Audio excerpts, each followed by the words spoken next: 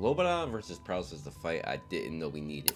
But hit that sub button, but your boy just hit 1500. Let's dive into this chapter. Now, we go on where we left off last chapter with Enkidu's name being mentioned to Traum, and he does not remember who this person is, but Bell goes on to explain that you can learn more if you participate in this game. But Traum's like, yeah, nah, I ain't doing that. I can take Bomb and I can learn about him whenever I want.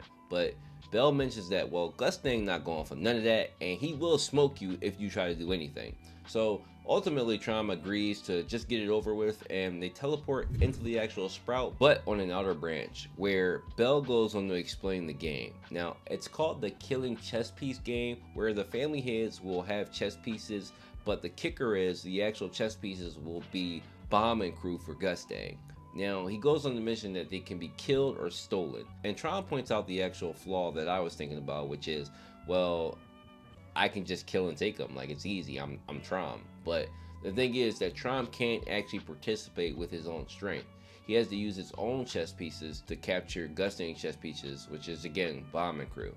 And he also can only initiate a fight if he's going after the king. But this whole thing is going to last 2 hours before the actual match, and depending on who's killed and who's stolen will depend on the advantage and disadvantages of whether Trom or Gustang have pieces to play with.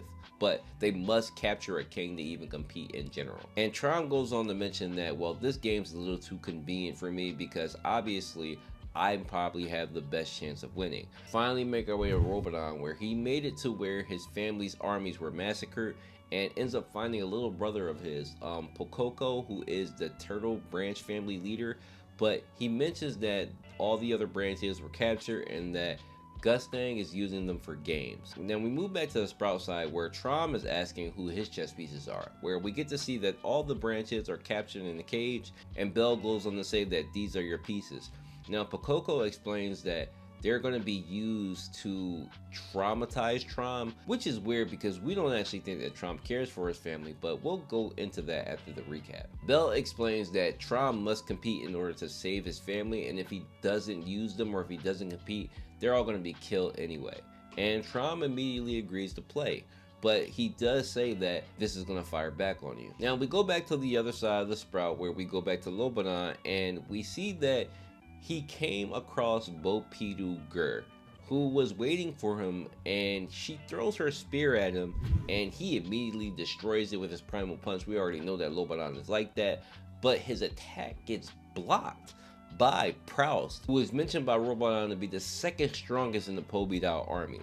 I didn't know that Proust was like that, and to be over Dumas is crazy, because we've already seen how Dumas get down, but we're getting a real war between Lobopia and Pobidao here, where there are even forces between the strongest Lobopia and the second strongest Pobidao. So this is a fight that I didn't know we needed, but it's about to be lit. And that's the chapter. So first, let's cover Proust, right? So I'm not a fan of Proust's design. I've already mentioned this wolfy thing that's kind of weird. It doesn't necessarily go with the Pobidao army's theme. Like, Dumas and Proust are weirdly designed. When you look at the rest of the family, they're all like nerds with glasses, and I know Proust has it, but it just doesn't mesh. But Proust has a massive feat here blocking Robadon's attack. Like, we've seen this attack absolutely one-shot Hugo with no problem. But that just goes to show the difference that Proust is actually probably a top 40 along with Robadon, and Siu is just dropping another top tier fight on us. But let's cover this little bit of Enkidu that we got. Now, Bell mentions that this is what's been plaguing you in your nightmares, and we get that before with Trom talking to Zahar in chapter 551 when he mentions that he's having nightmares. And imagine though, guys, imagine for a second, if Trom actually mentioned to Zahar that he was having nightmares about someone named Enkidu, or he described an animal, how do you think Zahar would have reacted to that? Personally, I don't think we would have Lobopia versus Pobidao right now, because I'm under the impression that Enkidu may have been manipulated by Zahar, and if Zahar got wind that Trom is starting remembering or having nightmares about this thing, it would be risky for him to stick him in a field where if Gustang can use that against him, which it seems like he's doing, Trom may get all his memories back and actually learn what happens when he speaks to Enkidu. But I just thought that was an interesting connection to make. I can't wait to see the interaction between Trom and Enkidu. Now, season 3 again has mostly been about Traum and the family heads, and this whole thing with Pokoko mentioning that they want to traumatize Traum is weird because we've mentioned before, right? Traum's character has been shown in the past to actually care about his family, but the Traum now does not seem like he gives a shit about any of them, right? I find it odd that Gusting and Bellier would set this up to traumatize Traum with the possible death of his kids if it wasn't going to be effective. It has to be effective, otherwise it wouldn't be a plan. So are we about to see the true version of Traum here, where we speculate that he actually is the most caring and loving of all the families? But I guess we'll see and learn more as things go on. Now, the chess match itself, I don't know about it now, because this disadvantage and advantage thing of losing and killing pieces doesn't actually create for an even game. It makes it a little bit weird for me. I already don't like the game in general as far as it actually happening. The actual context of the game isn't bad, but I'll say that I don't think that bomb is the king piece, and I know that that's what everybody's going to go for. I don't think so. It's too obvious. I mean, first of all, there's already a massive disadvantage, right? Gusting's pieces have regulars in it, where his only 3 real fighters are Bomb, Tiara, and Gururu. On the other side, you have all branch heads. So that's a slaughter if you look at it.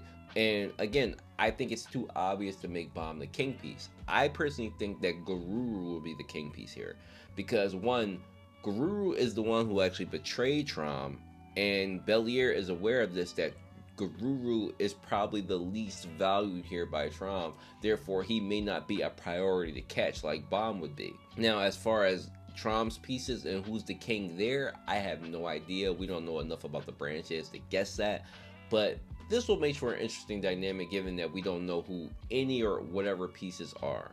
But that's the chapter, guys.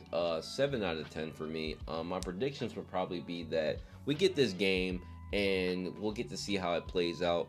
I don't know why everybody has a problem with this chapter. I thought it was pretty decent because we covered all the bases for the game.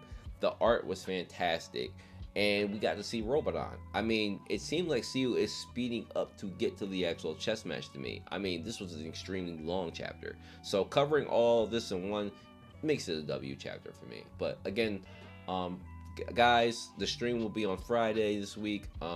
Happy holidays to you if you don't get to make it to there, but it's gonna be on Friday because I'm off of work and I'm on vacation. So it'll be a nice stream. We can have a little Christmas thing going on and everything, and I'd like for you guys to join me. So 1 o'clock Friday, make sure you guys join me. And until then, see me in the Discord, link in the bio. Cheers.